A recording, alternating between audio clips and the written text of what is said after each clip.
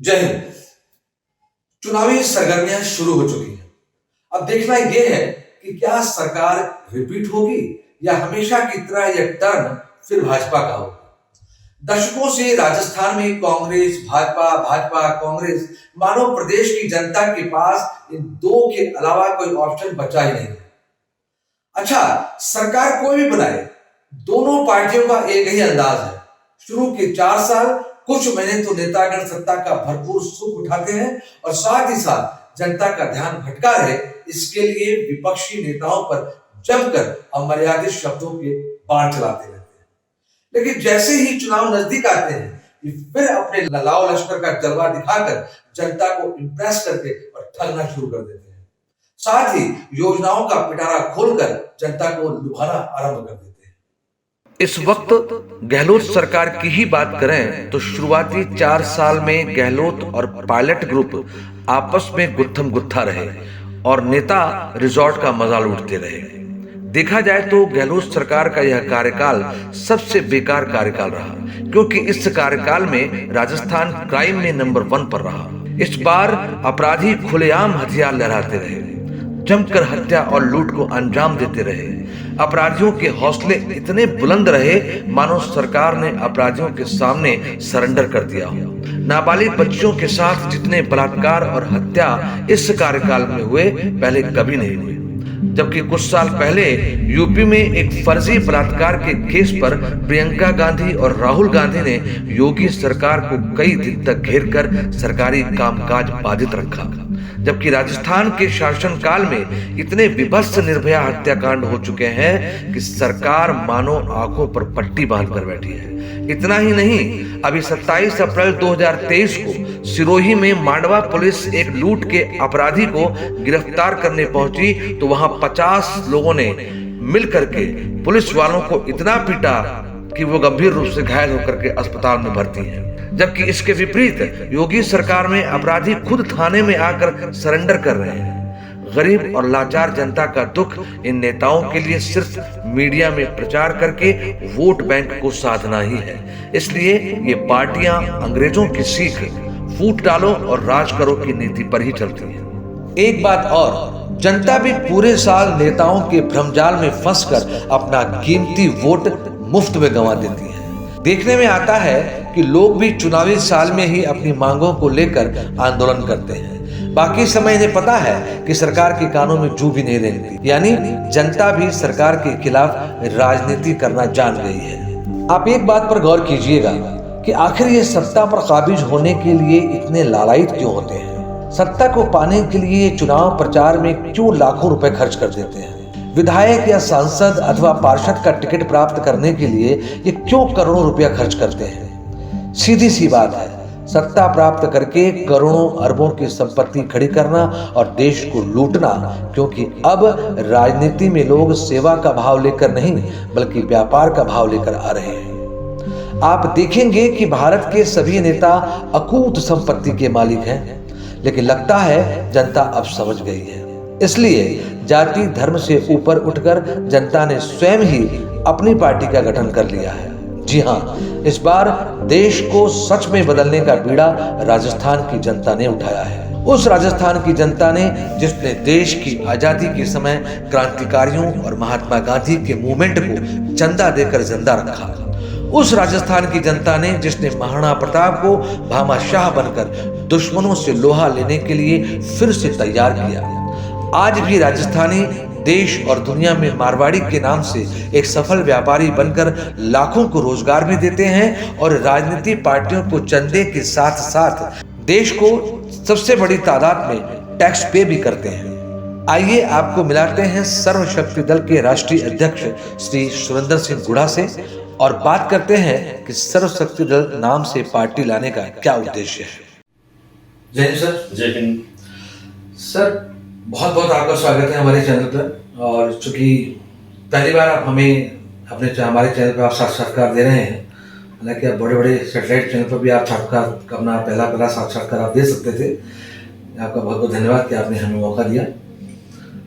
आप सर, ये जो पार्टी आपने जो अब स्टार्ट की है, राजनीतिक दल आपने शुरुआत किया है, आप इस वक्त भारत में आप अपने आप को कहाँ पाते हैं, क्योंकि बहुत बड़ी बड़ी मछलियां हैं जो निगलने को तैयार बैठी हुई हैं, ऐसे में आपने कैसे हिम्मत की पार्टी शुरू करने की? मैं अनंत जी आपका हार्दिक स्वागत करता हूँ, अभिनंदन करता हूँ कि आपने अपना कीमती समय निकाल के मुझसे बात करने के लिए समय निकाला।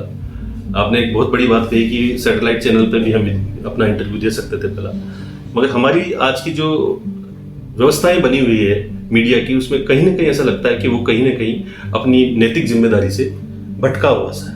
वो उस चीज़ को दिखाना चाहता है जिसमें उसको कोई फायदा होता है। तो आपको ये बारे में जब पता किया तो आप निष्पक्ष एक पत्रकार भी हैं और काफ़ी लंबे समय से आप राष्ट्रहित में काम कर रहे हैं, इसलिए आपके साथ हमने बात करने का निर्णय किया और आपने हमारे को समय दिया, इसके लिए आपका बहुत बहुत आभार। Thank you very much. अब ये कैसे निपटेंगे आप? मुझे तो मेरा सवाल तो यही है कि आप इस विराट समुद्र में जो बड़ी बड़ी पार्टियां हैं और ऐसे वक्त में आपने पार्टी खोलने का, आपने जो पार्टी आपने खोलने विचार किया है, कैसे आप इससे मुकाबला कर पाएंगे? देखिए अरुण जी, भारत की जो राजनीति है वो पिछले आज़ादी के समय से ही हमेशा परिवर्तनशील रही है। भारत के जितने भी राजनीतिक पार्टियां हैं वो किसी न किसी क्षेत्रवाद, जातिवाद, धर्म या किसी भेदभाव की राजनीति से जुड़कर ही अपनी राजनीतिक करियर को देखती है। भारत में आज भी बहुत गिनी चुनी पार्टियां हैं जो राष्ट्रहित में काम करना चाहती हैं, जिनके मुद्दे सीधे सीधे क्लियर होते हैं कि वो राष्ट्रहित के अलावा किसी दूसरी चीज को महत्व नहीं देती है।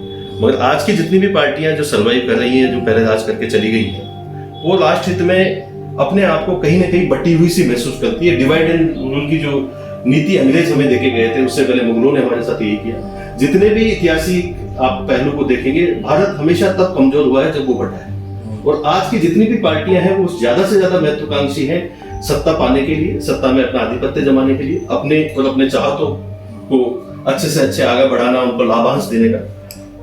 अभी जो स्थिति भारत की राजनीति में, मुझे नहीं लगता कि कोई भी राजनीतिक पार्टी हमारी तरह से इस विचार पे काम कर रही है कि भारत को जोड़कर, भारत के भेदभाव से पूर्ण जो राजनीति है, ऊंच नीच की राजनीति है, इससे पीछा छुड़ाकर एक राष्ट्र को ऐसी पार्टी का निर्माण किया जाए जिसमें सभी लोग एक साथ मिलकर के राष्ट्र हित में काम करें, राष्ट्र के प्रत्येक व्यक्ति तक वो लाभ पहुंचे जिसका वो अधिकारी है। अभी क्या होता है कि जितनी पार्टियां आज हमारे यहाँ बनी है, जिन्होंने राज किया है, वो अपने स्तर पे कुछ ऐसी क्रियाकलाप, ऐसे कार्यक्रम, ऐसे आयोजन, ऐसी झूठे बातें लेके आ जाती है जिसके बिहार पर हमारा एक जो वोटर होता है वो कुछ समय के लिए बरगला जाता है और 5 साल तक ऐसे लोगों को राज दे देता है जिनको उनकी वास्तविक जरूरतों की पता भी नहीं है।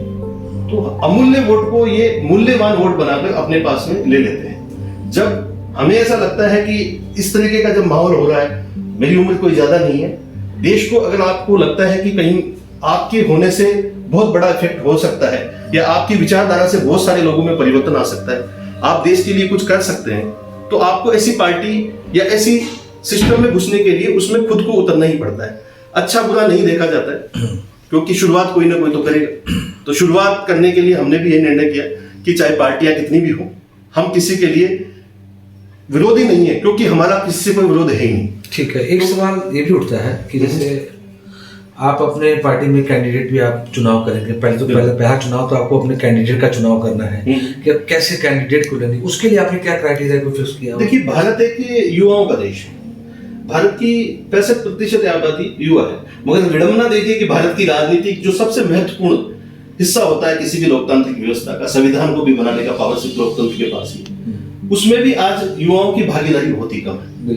पढ़े लिखे लोगों की जरूरत है। पढ़े लिखे मतलब सिस्टम से जो ग्रेजुएट है, अंडर ग्रेजुएट है, ऐसा नहीं, प्रोफेशनल लोगों की जरूरत है, जिसमें जिसको महारत हासिल है। अगर उस व्यक्ति को उस डिपार्टमेंट या उस परियोजना का हेड बना दिया जाए तो उसको वो बहुत अच्छे से निभा सकता है। आज प्रोफेशनल लोग डॉक्टर बनना चाहते हैं, इंजीनियर बनना चाहते हैं, लेकिन कोई पॉलिटिशियन, माँ बाप भी नहीं चाहते कि हमारा बच्चा कोई। हमारे यहाँ देश की एक मैं छोटी सी बात आपको बताना चाहूंगा कि हमारे पॉलिटिशियन ने हमारे इस पॉलिटिकल माहौल को इतना बड़ा, इतना भद्दा बना रखा है कि लोग इसमें आने से डरते हैं, क्योंकि उनको लगता है कि ये बहुत धीरे धीरे कैरियर में बढ़ने वाली चीज होती है। लाखों लोगों में से 1-2 लोग सक्सेसफुल होते हैं, और जितनी भी चीजें आप देखेंगे इसके माहौल के बीच में, तो यूथ को हमेशा सर्विस क्लास के लिए मोटिवेट करते हैं। हमारी राजनीतिक पार्टियां भी यही करती है, हमारे प्रशासनिक अधिकारी भी यही करते हैं, पेरेंट्स भी यही करते हैं। तो जब अच्छे लोग राजनीति में नहीं जाएंगे तो बुरे लोग आप पे राज करेंगे। राजनीति का मतलब है आपके ऊपर उनकी नीतियां लागू हो जाएंगी। अब लागू हो जाएगी तो जो आपको मिलना चाहिए था वो मिलेगा नहीं,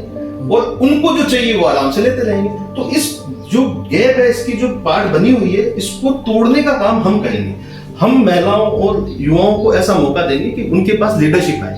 वो चाहते हैं कि देश में उनके लिए कुछ ऐसी परियोजना हो, उनके लिए फ्यूचर हो और वर्तमान हो। हम इतिहास पे काम नहीं करें, हम वर्तमान और भविष्य पे काम करें। भविष्य हमारा यूथ है, वर्तमान हमारी महिलाएं हैं जो हमारे घर परिवार को चलाती है। तो हम राजनीति में अच्छे युवाओं को लाने का प्लान कर रहे हैं, हम महिलाओं को लाने का प्लान कर रहे हैं। तो ये जितनी भी चीजें आपको देखने को मिल रही है, ये किसी भी पार्टी में अभी तक नहीं हुई है, क्योंकि अवसरवादी लोग हैं।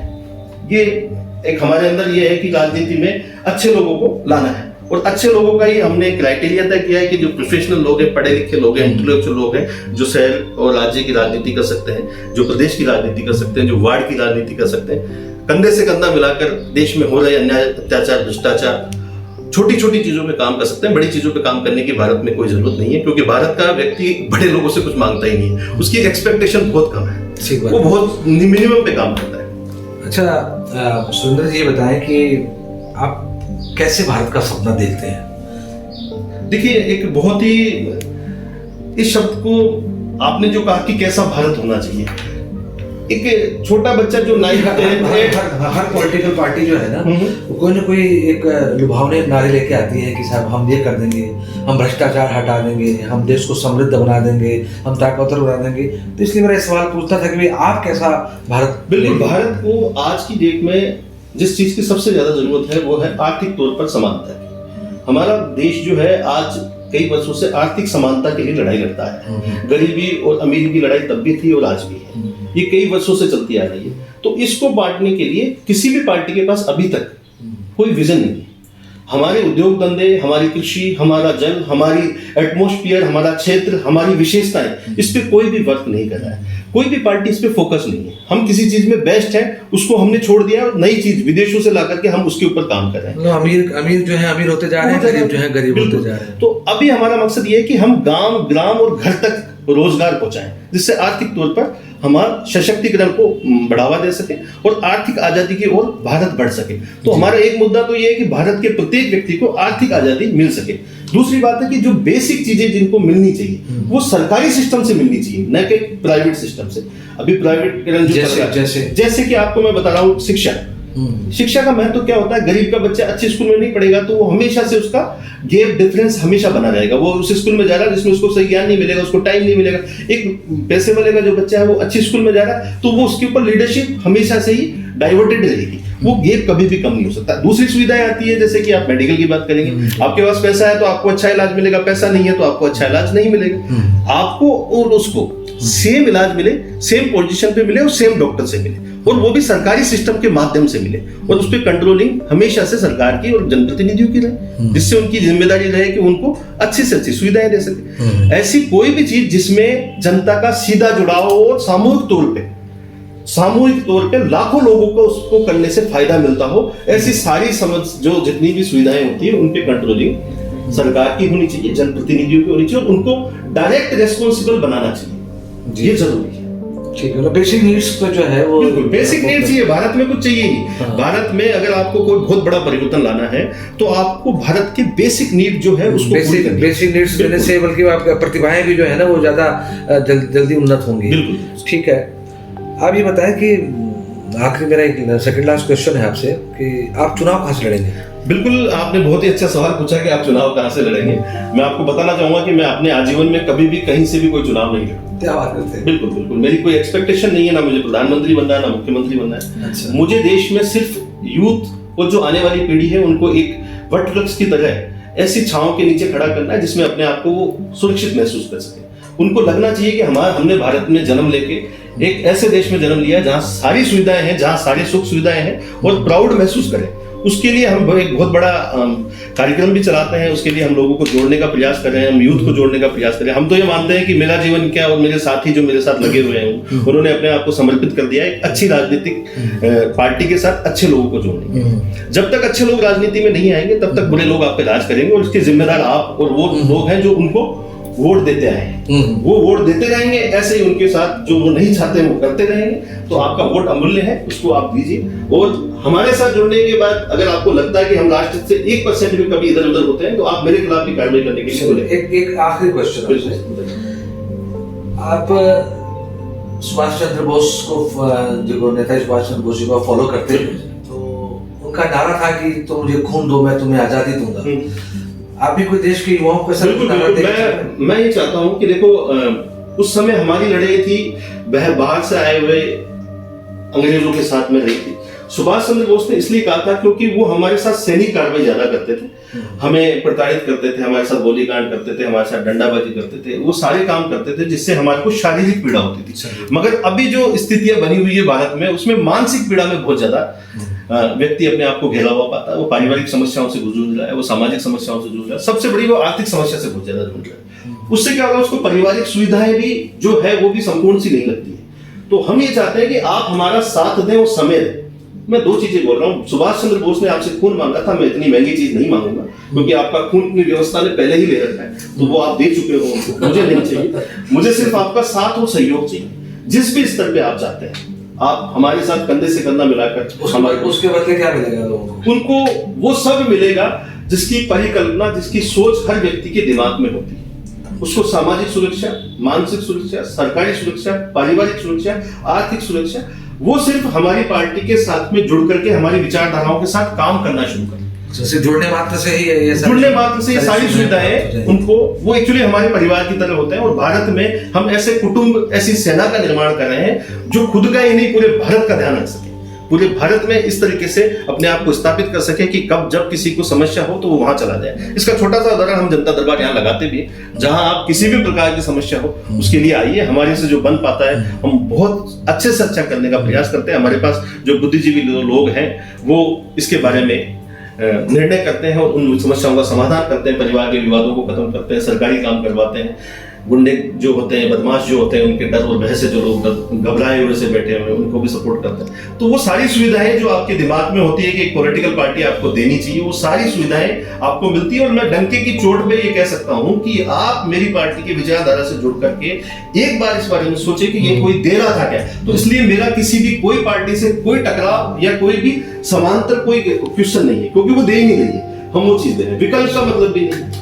बहुत बहुत धन्यवाद आपका। धन्यवाद अरुण जी। और मैं चाहता हूं कि जो आप कॉन्सेप्ट लेके चल रहे हैं, जो सुभाष चंद्र बोस ने अगर आजाद हिंद फौज बनाई थी, तो आप भी एक ऐसी पॉलिटिकल फौज बनाएं। देखो, आजाद हिंद फौज बनाई गई थी भारत को आजाद करने के लिए। अब सिर्फ हम हिंद सेना का निर्माण कर रहे हैं। हाँ। हम हिंद सेना बना रहे हैं जिसमें यूथ होगा, जिसमें संरक्षक के तौर पर हमारे बुजुर्ग, हमारे बुद्धिजीवी लोग जुड़े हुए होंगे जो उनको अच्छे से गाइड करेंगे। हमारी जो यूथ है उसको मिसगाइड बहुत किया जाता है। बिल्कुल, मैं आशा करता हूँ कि आप अपने इस कॉन्सेप्ट पे, इस मिशन पे आप कामयाब होंगे। और क्योंकि जब आप ऐसा कोई मिशन लेके चलते हैं तो रास्ते में बहुत सारी रुकावटें भी आती हैं, बहुत सारी परेशानियां भी आती हैं, और आप उन परेशानियों से, उन रुकावटों से सफलतापूर्वक मुकाबला कर सकें और जल्द से जल्द कुछ ऐसा भारत को विकल्प रहे जिससे कि एक अलग लोगों को एक लगे कि कोई एक अलग पार्टी, एक अलग टाइप की सोच लेके आई है जो वाकई देश का एक नव निर्माण कर पाएगी। बिल्कुल सर, ऐसे प्रयास में लगे हुए हैं सर। धन्यवाद। Thank you. अब बात करें विपक्षी पार्टी भाजपा की, तो यहाँ भी आपस में ही सत्ता भोगने की होड़ मची हुई है। इस कारण पूर्व सीएम वसुंधरा राजे सिंधिया ने तो अपने नाम का एक मंच ही खुलवा दिया है, जो खुलेआम मांग करता है कि भाजपा हाईकमान चुनाव से पहले ही वसुंधरा राजे को राजस्थान का सीएम चेहरा घोषित करे, अन्यथा बगावत की पूरी संभावना है। जैसे जैसे चुनाव नजदीक आएंगे, दोनों पार्टियों का अंतर्कलह बाहर आने लगेगा।